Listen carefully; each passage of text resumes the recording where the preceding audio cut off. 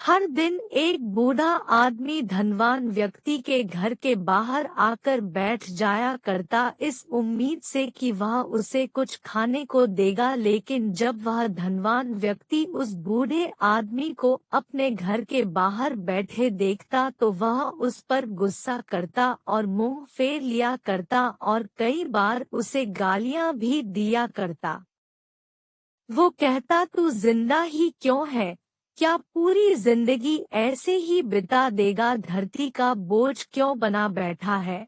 और कभी कभी उस बूढ़े आदमी को गुस्से में वह धक्का भी मार दिया करता। इतना कुछ हो जाने के बावजूद बूढ़े आदमी के मुंह से सिर्फ यही निकलता कि परमेश्वर तुम्हारे पापों को माफ करे। एक बार धनवान व्यक्ति को अपने कारोबार में बड़ा नुकसान होने की खबर मिली। धनवान व्यक्ति बहुत परेशान था कि तभी उसके दरवाजे पर वही बूढ़ा आदमी आया। धनवान व्यक्ति ने गुस्से में अपना आपा खोते हुए उस बूढ़े आदमी को पत्थर दे मारा। पत्थर लगने के कारण बूढ़े आदमी का सर फूट गया और उसके सर से खून बहने लगा। फिर भी दर्द से कराहते हुए बूढ़े आदमी ने इतना ही कहा, परमेश्वर तुम्हारे पापों को माफ करे। बूढ़ा आदमी वहां से चला गया। धनवान व्यक्ति सोच में पड़ गया। बूढ़े आदमी को पत्थर मारा, फिर भी उसने सिर्फ प्रार्थना की। धनवान व्यक्ति का गुस्सा शांत हुआ। बूढ़े आदमी का रहस्य जानने के लिए धनवान व्यक्ति ने बूढ़े आदमी का पीछा करना शुरू कर दिया। वह बूढ़ा आदमी जहाँ जहाँ जाता धनवान व्यक्ति उसके पीछे जाता। धनवान व्यक्ति ने देखा कि कोई उसको खाना देता, कोई उसको मारता, कोई अपमानित करता तो कोई गाली देता। लोग बूढ़े आदमी के साथ चाहे जैसा व्यवहार करते, लेकिन बूढ़ा आदमी सबके लिए एक ही प्रार्थना करता, परमेश्वर तुम्हारे पापों को माफ करे। अब रात होने को आई थी। बूढ़ा आदमी अपने घर जाने के लिए लौटा। वो अब अपने घर पहुंच गया, लेकिन धनवान व्यक्ति अब भी उसका पीछा कर रहा था। एक पुरानी टूटी हुई खटिया पर एक बूढ़ी औरत लेटी हुई थी, काफी कमजोर और बीमार लग रही थी। वह बूढ़े आदमी की पत्नी थी।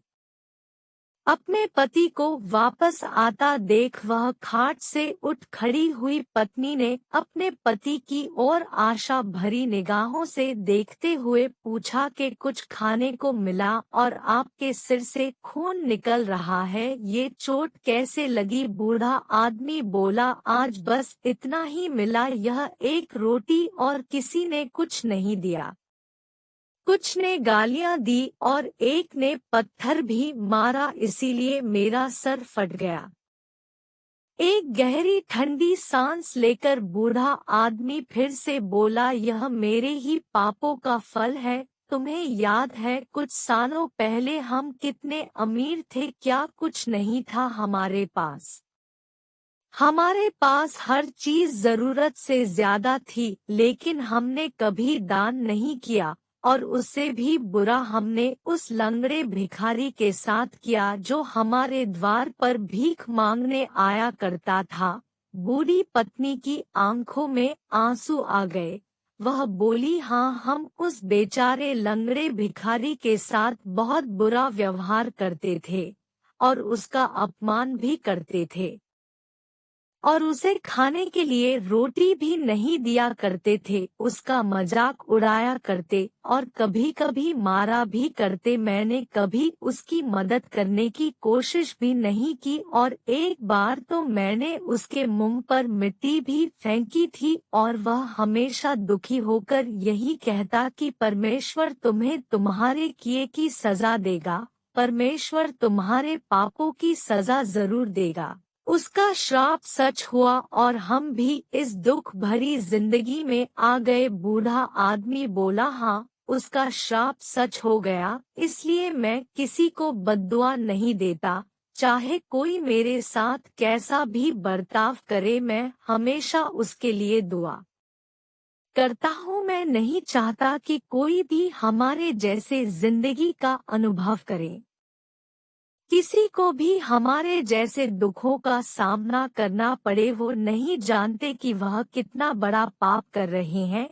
इसलिए अनजाने में हुए पाप की ऐसी सजा किसी को भी मिले, मैं नहीं चाहता। धनवान व्यक्ति वहीं पर छुपकर यह सारी बातें सुन रहा था। अब उसे सब कुछ समझ में आ गया था। बूढ़ा आदमी और उसकी पत्नी ने वह एक रोटी मिल बांटकर खा ली और परमेश्वर को धन्यवाद बोलकर सो गए। अगले दिन बूढ़ा आदमी फिर से उसके घर कुछ पाने की उम्मीद से आया। धनवान व्यक्ति ने पहले से गरम रोटियां उसके लिए निकाल कर रखी थी। धनवान व्यक्ति ने उस बूढ़े आदमी को यह रोटियां देते हुए बड़े ही विनम्रता से बोला, माफ कर दीजिए बाबा, मुझसे बहुत बड़ी गलती हो गई।